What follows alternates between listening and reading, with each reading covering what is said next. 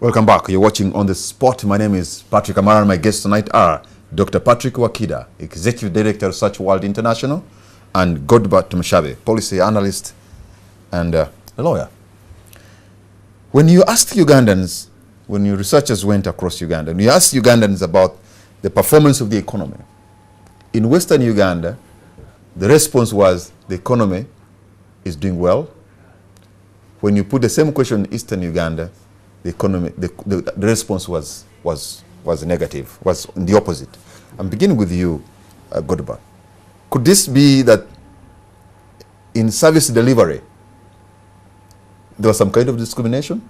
That things are in these regions? Or are what the people are feeling in Eastern Uganda real, or just imagine? No, I think what they're feeling is real because first of all, Western Uganda, since 1986, Western Uganda has had the longest period of stability in this country. You remember that in Eastern Uganda, there were a series of insurgencies before they shifted completely to Northern Uganda. But also, I think the Western Uganda also benefits from the incumbent regime in the sense that we've seen this happen. This is what I suppose it should be. Yeah, sure. We've seen this happen whenever people from a certain region are in power. There is a tendency to actually think that the people from that region are benefiting. Why actually it happened? It may be true. It is not universal. But I think what the point I want to make is that when it comes to the economy, because I have traversed this country, I do a lot of research work with the local governments. You move across the country, you actually realize that there isn't a huge difference when you find ordinary Ugandans struggling. You find them struggling across the entire country, and therefore, for me, the differences in the results, I think, need to be further investigated, because I've seen dilapidated schools across the country. I've seen abandoned health centers across the country. They are isolated cases of success stories, one household here, another household there. But I think as a government, we haven't been able to really create a dominant narrative, a dominant environment where everybody who works hard is able to succeed in economic terms. But the same people, when you asked whether President Museveni should stand again, the percentages in the East, the people who are saying that the economy is not doing well, are the same percentages go low for President Museveni. So are the people attaching their failures of the economy in the East to the leadership? Is that what your research is showing? You see, Patrick, in order for you to understand the difference in economies, you have to understand that economic well-being is a product of the economic activities that you engage in, either at individual level or at the economy level. Eastern Uganda for a period now have almost nothing to offer to the market compared to the people in Western Uganda who can sell milk. They are the one feeding people in Matoke. Matoke used to be in the East. It's no longer there. They used to have cows. It's no longer there. So you find that the economic activities has narrowed as compared to the western part of the country. Now that can definitely not be attributed to the government. It is just that naturally the Matoke that died in Eastern Uganda cannot be attributed to anybody, because I grew up, my parents selling Matoke. Where I built my house in the village was a banana plantation. Now my mother has to look for a banana leaf. Now that was her economic activity, which is no longer there. Whereas in Western Uganda, people still have the capacity to bring a truck of Matoke from, at least a parent has got an activity they engage in. And by the way, Patrick, even that one is changing, and that's why I think even the polls may even shift, because again, the part of the Western Uganda where I come from, the banana economy has more or less like been decimated by banana wilt. The coffee economy has more or less like collapsed. So you have now some pockets of dairy production, and I think what we need to be seeing are what are the new forms of economic activities that are evolving. But otherwise, if it doesn't happen, then you could actually see the same trend coming up across the country. Look, the economic activities, you know it. It's the border economy. Everywhere, Yes. everybody's having a border in the village. That's what brings in the money. I want to open the lines so that Ugandans who are viewing this show tonight, maybe they have the questions or have comments to make. So this is your time, because this is more or less about you. The other thing that came out, I think, that stands out very well, I think my producer is asking this question. Perhaps you can give us an insight in some of the other candidates who were mentioned in the question of who their next president should be. The figures might be at 0% or whatever, because I've had names of Honorable Sekikubo, Mohozi, Frank Gashumba, people like that. Probably also could also be there. Patrick Kamala. I don't think so. I need to work on the brand. You see, Patrick, Yes. this was an open-end question. Yeah, just give us some names. In the research, we have what we call the closed questionnaire, where you put the names. Yes.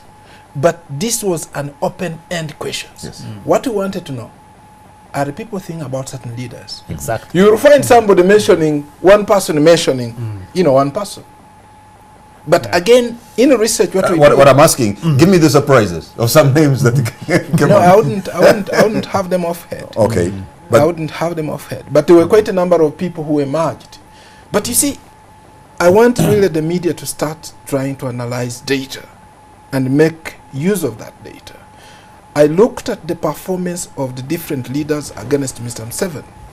And I looked in the West, I looked in the North, I looked in the East. I was interested in seeing who amongst these leaders can give Museveni a challenge.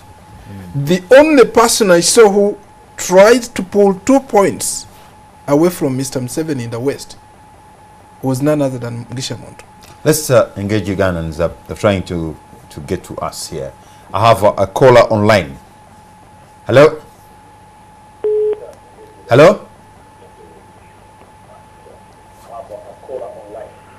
Could you turn down the volume of a TV set so that it doesn't send an echo where you are and here? Hello? Hello? Yes, please. It's me talking. Yes, good evening, sir. What's your name and where are you calling from? I can't hear you very clearly, but please, you are on air now.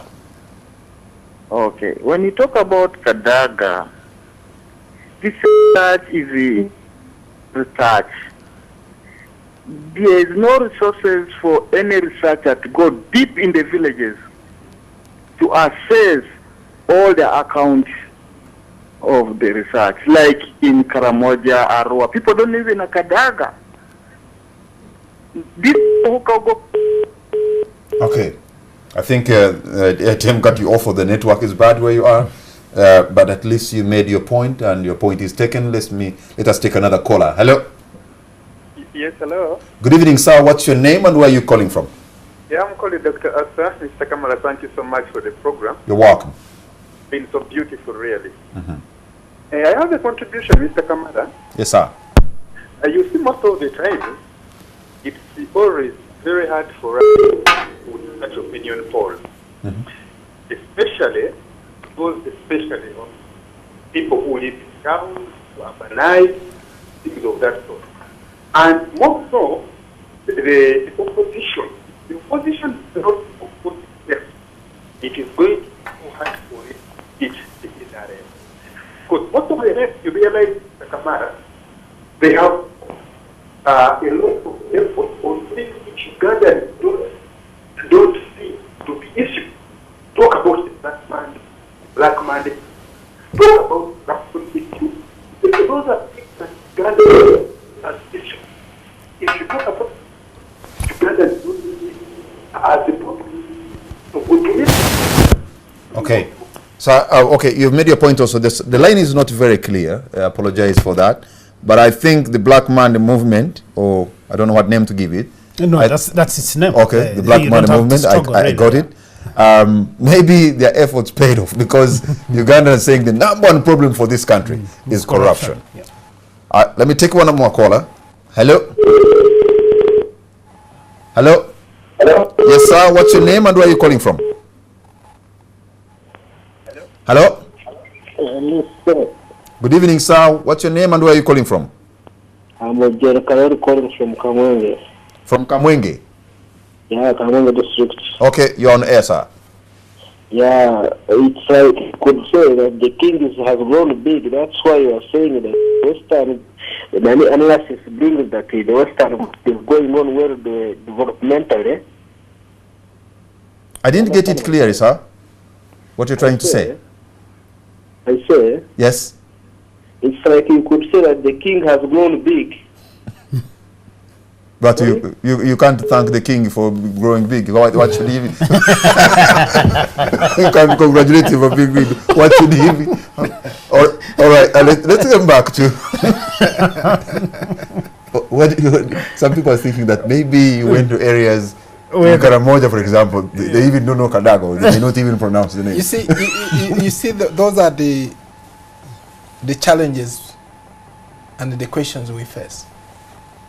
People expect that there must be a census. In opinion poll, it's just a sample. It's a dipstick in the population.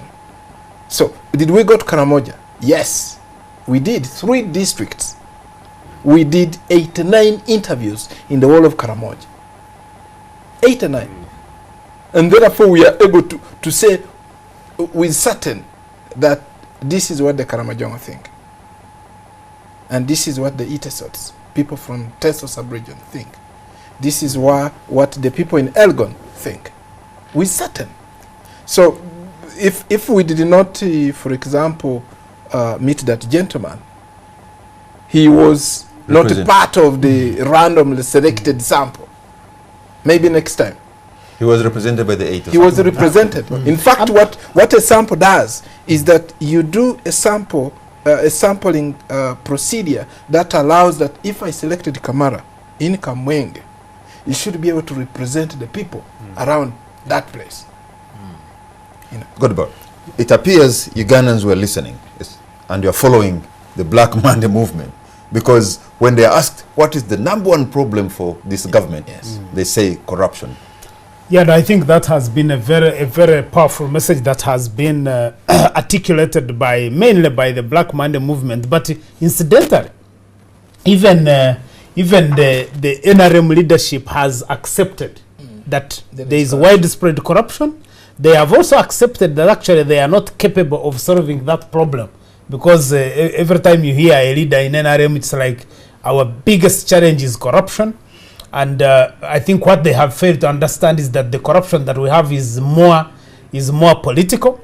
That the institutions that have been put in place, the judiciary, the IGG and whatever, they can't deal with the corruption that we are faced with. You have to confront it politically.